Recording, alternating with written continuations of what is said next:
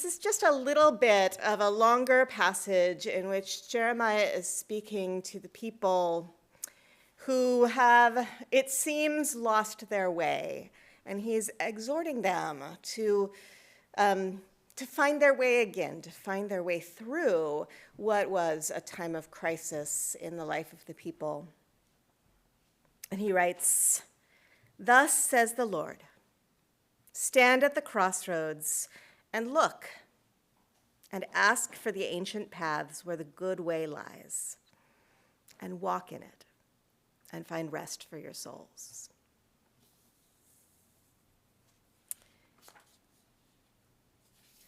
And our contemporary word comes from the author Ted Loder. "Breathe into me the courage to make something new." Thank you for all I forget are gifts, not rights. Forgive me for all the grievances I remember too well. Save me from the self-pity, the self-seeking, the fat-heartedness which is true poverty. Guide me if I'm willing, drive me if I'm not, into the hard ways of sacrifice which are just and loving. Make me wide-eyed for beauty and for my neighbor's need and goodness, wide-willed for peacemaking and for the confronting of power with the call to compassion, wide-hearted for love and for the unloved who are the hardest to touch and need it the most. Dull the envy in me, which criticizes and complains life into 1,000 ugly bits. Keep me honest and tender enough to heal enough to be healed of my hypocrisies. Match my appetite for privilege with the stomach for commitment. Teach me the great cost of paying attention, that naked to the dazzle of your back as you pass, I may know that I am always on holy ground.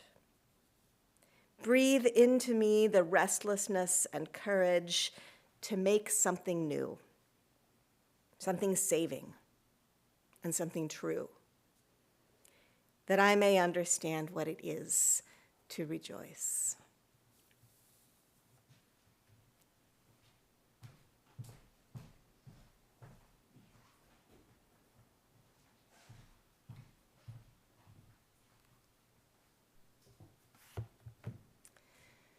Will you pray with me? May the words of my mouth and the meditations of our hearts be pleasing in your sight, O Lord, our rock and our Redeemer. Amen.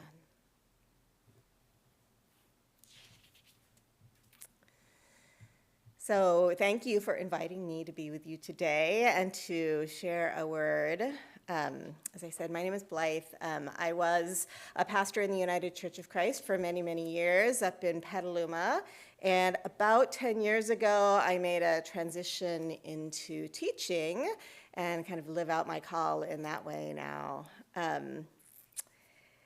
So I've been thinking a lot recently about beliefs, and specifically how beliefs shift over time. Now, I think that beliefs are not just the beliefs we hold about the sacred, but all of those beliefs which kind of shape our worldview, right? That inform how we see things, how we understand things.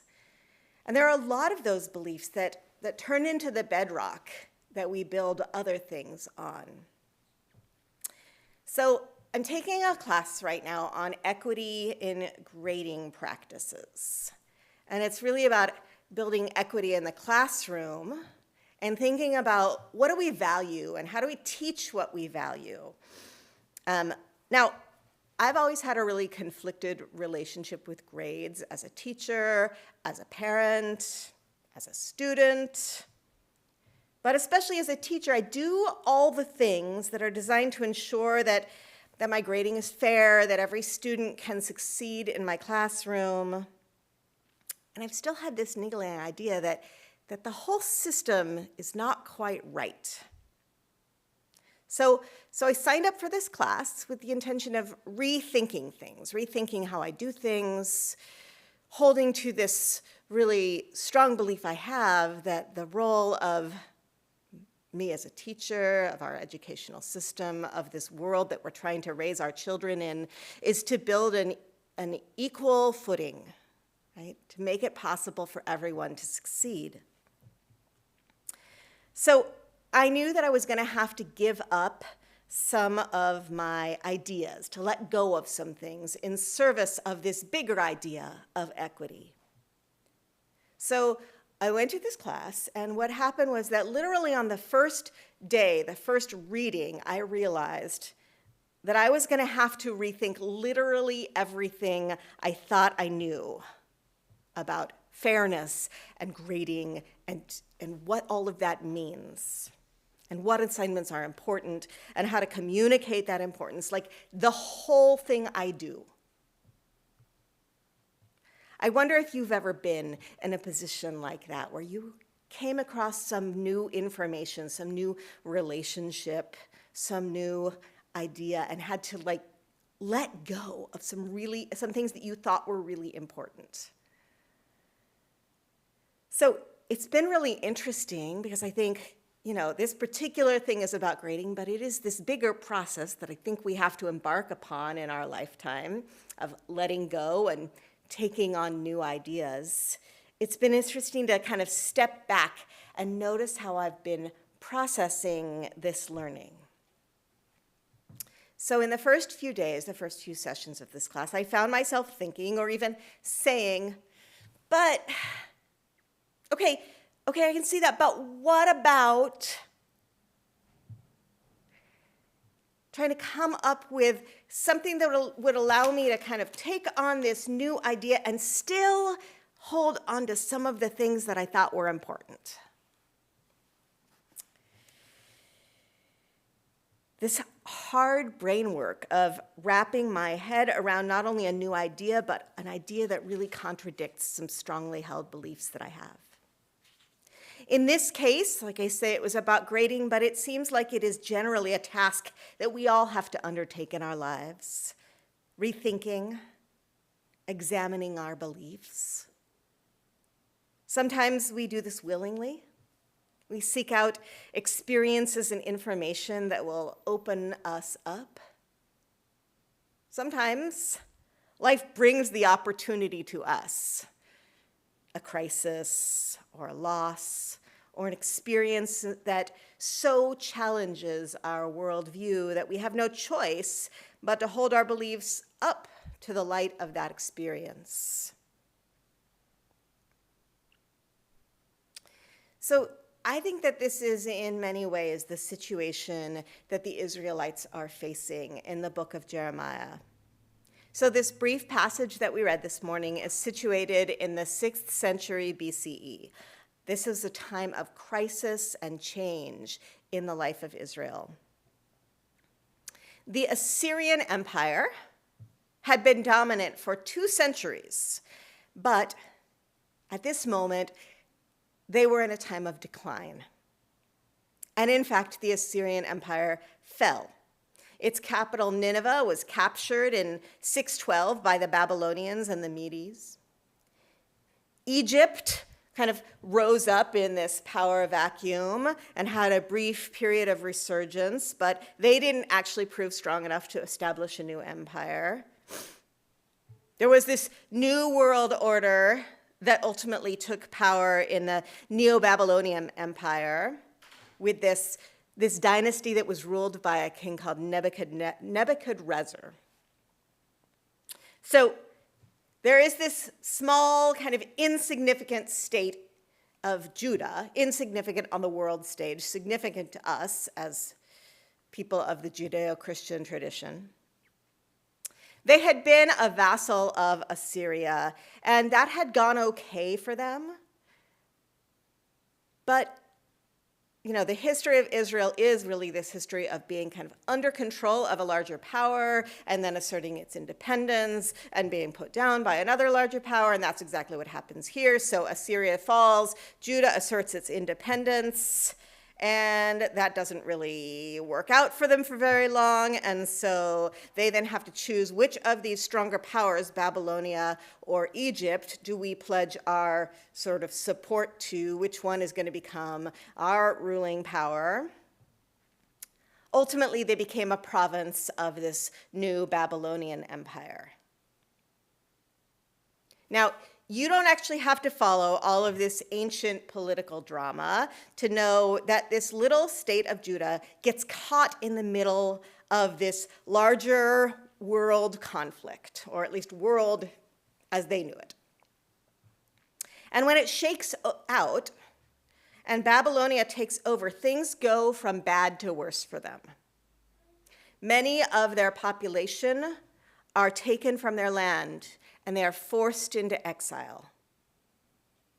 Those who remain are under the rule of a king who is under control of their captors.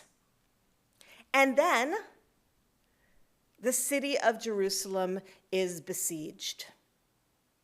And ultimately, it falls. And it is ugly, and it is bloody, and it is violent.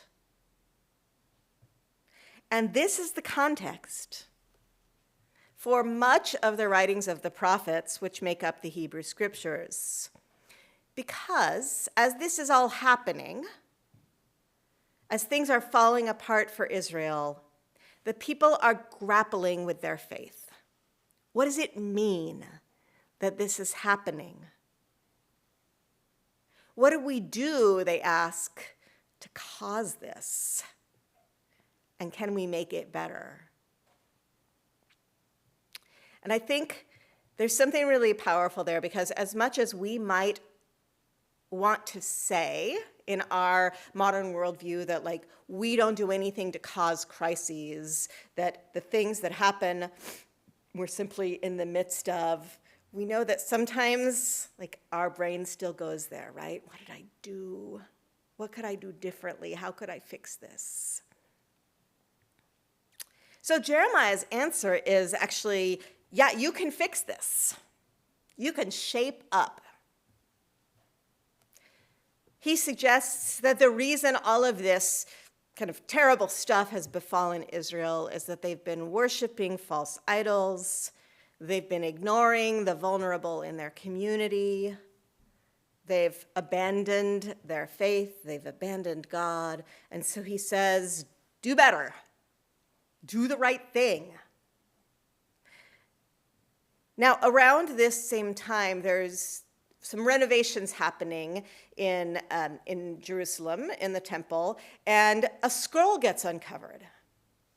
And this scroll, scholars think, is probably at least a fragment from the book of Deuteronomy, which you may know is a book that is full of instructions, how to live in right relationship with God. So the king saw this scroll, and he saw this as God's answer to their problems.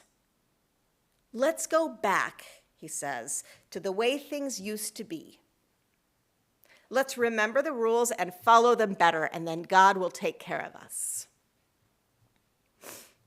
Now, even if the specifics are different, this impulse might sound familiar to us, to return to an imagined better past to deal with the problems of today. Now, I say imagined because usually if we actually look at that past, it wasn't really better. At least it wasn't better for most of the people. But that impulse toward nostalgia, toward kind of imagining that the world was simpler, that the world was better, that people were better in the past, can get us caught.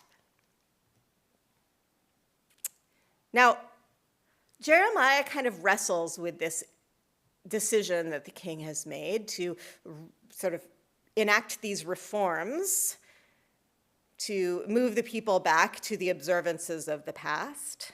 Initially, he supports the king's reforms.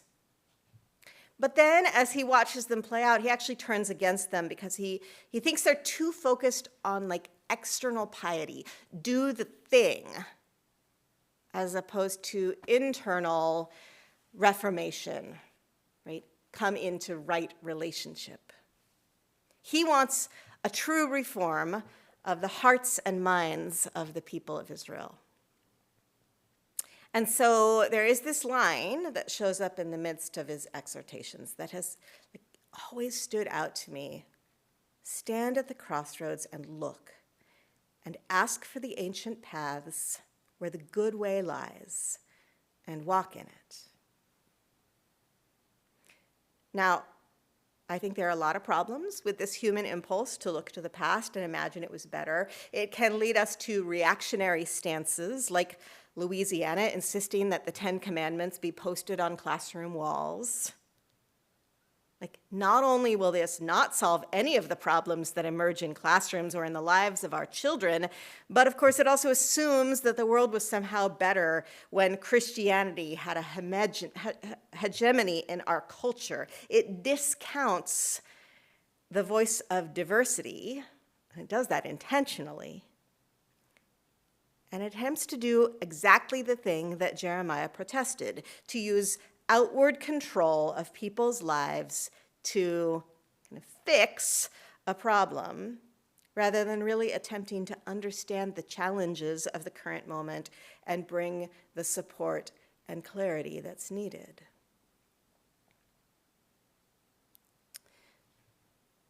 Sometimes in my classroom, when I just want to kind of spark a conversation, I might say something like, okay, if you could live in any time in history or any place in history, where would you want to live? And inevitably, some student will say, rightly, I don't want to go back to any time in history when I would not have had any rights, right? Sometimes these fixes, like this one in Louisiana, are really about an imagined problem, a problem of a diverse society that they want to fix. But it's not actually a problem, for many of us at least, in our way of thinking. Now, I don't deny that we are living in a really complicated time. And I feel a certain amount of empathy with those who don't understand or feel threatened by the radical changes in our culture. I don't agree that we need to feel threatened by change, but it is in our nature to struggle with it. So back in my grading class, we're all going through this fairly thorough deconstruction of a belief system. And for some, this is really uncomfortable. We've had to talk a lot about vulnerability. Because not only does it threaten our belief system, but we then have to question all of these things that we've done in the past that now we're going, maybe that wasn't okay. For others, there's a readiness to let go, to examine, to wonder. And even so, it's a challenging process, particularly when it isn't yet clear what the answer actually is, what the reconstruction of this system will look like. In some ways, our entire world is going through a time of deconstruction. The cracks have been revealed. Some of them got revealed really clearly in the last 5 years over our sort of pandemic time. Some of them have been revealed more kind of in less clear ways, but we're still kind of feeling like, this isn't quite working. It's not working for us as people, but it's also certainly not working for our planet. The cracks have been revealed, and try as we might to ignore them or to paste on some spackle, it seems pretty clear that things aren't working for a whole lot of our world's population.